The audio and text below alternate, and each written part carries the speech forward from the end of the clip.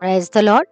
ప్రియమైన సహోదరి సహోదరులందరికీ mirror of Christ తరపు నుంచి శుభాలు. ప్రియమైనటువంటి వాళ్ళారా, మీరందరూ బాగున్నారని, అలాగే ప్రతిరోజు డైలీ వాగ్దానం ద్వారా ఆదరించబడుతూ ఉన్నారని విశ్వసిస్తూ ఉన్న వినవాక్యాన్ని తప్పకుండా షేర్ చేయండి. అలాగే పరిచర్య బహుభారం కలిగి ఉన్నది, సహకరించడానికి ముందుకు రండి. మరి 2025 సంవత్సరంలో దేవుడు మీ కుటుంబాలను దీవించి ఆశీర్వదించులాగున మీ జీవిత యాత్రలో ఆత్మీయ ఫలింపులో ఎదగడానికి మీరు మంచి నిర్ణయం తీసుకున్న వారిగా ముందుకు వెళ్ళాలని తెలియపరుస్తున్నా. ప్రియమైనటువంటి వాళ్ళారా, ఈరోజు దేవుడు మనతో మాట్లాడుతున్న బలమైన మాట యోబు గ్రంథము 4వ అధ్యాయము 11వ వచనము. నరుల క్రియలకు తగినట్లుగా ఫలము ఆయన వారికి ఇచ్చును. దేవునికి మహిమ కలుగునుగాక. శ్రీ సహోదరి సహోదరుడా, ఈరోజు నరుల క్రియలకు తగినట్లుగా ఫలము ఇచ్చేటువంటి దేవుడను మనము కలిగి ఉన్నామని ఎరిగి, మన దేవుని ఆశ్రయించడం వలన, మన దేవుని సన్నిధిలో ప్రార్థించడం వలన, మన దేవుని సన్నిధిలో మన పరిస్థితులను బట్టి కనిపెట్టడం వలన మనకి ఎలాంటి నష్టము కూడా జరగదని, ఒకవేళ మన జీవితాలలో ఏదైనా నష్టం సంభవిస్తే, మన జీవితాలలో దేనినైనా మనము పోగొట్టుకుంటే, మన జీవితాలలో కొన్ని వ్యతిరేక పరిస్థితులను మనం అనుభవిస్తే ఖచ్చితంగా దానికి కారణము మన క్రియ. మన క్రియే మన యొక్క ఫలానికి కారణమై ఉన్నదని ఈరోజు స్పష్టంగా దేవుడు మాట్లాడుతూ ఉన్నారు.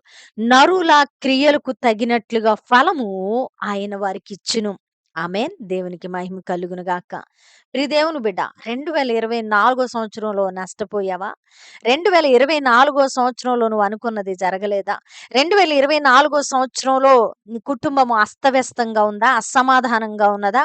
ఒకవేళ అలాగును ఉంటే దానికి దేవుడు కారణము ఎన్నటికీ కాదని, నీ క్రియా ఫలాన్ని నువ్వు అనుభవిస్తూ ఉన్నావని నమ్మి, ఒకవేళ పరీక్షా కాలంలో ఉంటే తగిన సమయము వచ్చు వరకు విశ్వాస యాత్రలో ఆయన వాక్కు నిన్ను పరిశీలిస్తూ ఉన్నప్పుడు, పరీక్షిస్తూ ఉన్నప్పుడు జారిపోకుండా నిలబడితే దాని ఫలాన్ని నువ్వు పొందుకుంటావని దేవుడు ఈరోజు స్పష్టంగా మాట్లాడుతున్నారు. కాబట్టి ప్రియ దేవుని బిడ్డ, నువ్వు నష్టపోయిన దాన్ని బట్టి, నువ్వు పొందుకోలేని దానిని బట్టి దేవుణ్ణెప్పుడు కూడా నిందించవద్దు. ఆయన మాట తప్పని వాడు, నమ్మదగిన దేవుడు.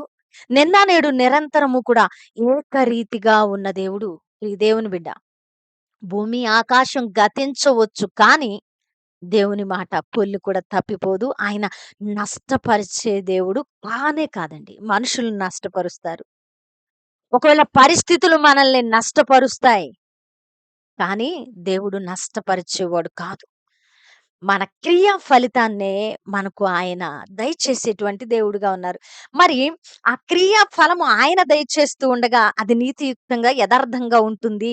ఎందుకంటే ఆయన నీతివంతుడు కాబట్టి ఆయన దయచేసే క్రియ, ఆ ఫలము మంచిగా ఉండాలంటే, దీవెనకరంగా ఉండాలంటే, ఆశీర్వాదకరంగా ఉండాలంటే, మన జీవితాలను బాగు చేయాలంటే, మనల్ని ఉద్ధరించాలంటే మనం ఖచ్చితంగా విత్తేది జాగ్రత్తగా విత్తాలి.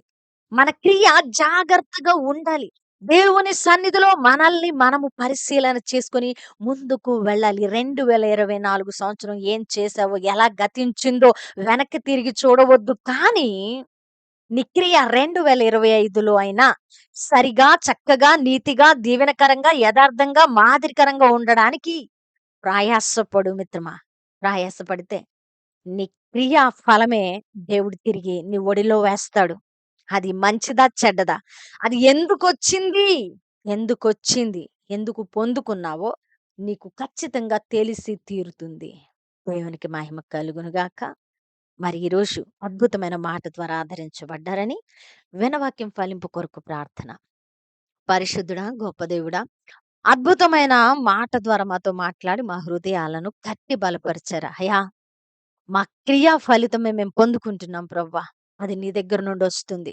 మేము చక్కగా ప్రవర్తిస్తే, మా బ్రతుకులు చక్కగా నీతిగా ఉంటే, మా క్రియ బావుంటే మీరిచ్చే ఆశీర్వాదం బావుంటుంది. లేదంటే అయా మేము నష్టపోతాం. చేదు అనుభవాలు మా జీవితాల్లోకొస్తాయి.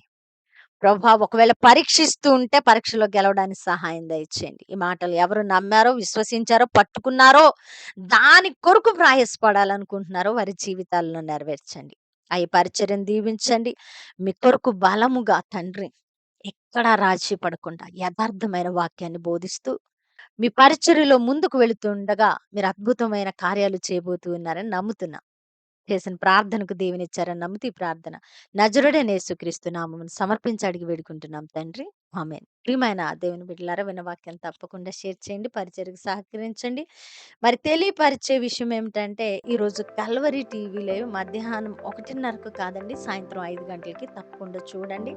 తెలియపరచండి. దేవుని చిత్తమైతే మరల కలుసుకుందాం. దేవుడు దీవించును గాక. ఆమేన్.